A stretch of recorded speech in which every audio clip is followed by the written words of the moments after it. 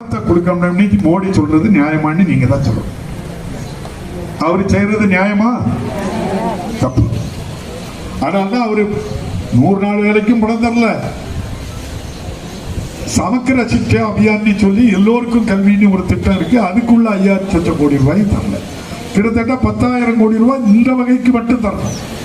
இப்படி பல வேலைகளுக்கு பணம் தர மாட்டாங்க. எதுக்கு என்ன சொல்றாங்கன்னா, ஒரே வழி, புதிய கல்விக் கொள்கையில நீங்க ஒப்புக்கொள்ளுங்க, நான் உங்களுக்கு பணம் தரேங்க.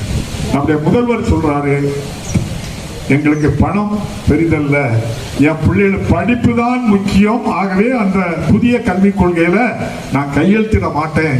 என் பிள்ளை 3, 5, 8 எங்க ஃபெயில் ஆனாலும் மீண்டும் படிக்க வச்சு தலை சிறந்த விஞ்ஞானியாக மிகப்பெரிய அதிகாரியாக ஆக்குவதற்கு நான் பாடுபடுவதே தவிர உங்கள் ஒப்பந்தத்தில் கையெழுத்திடுவேன்.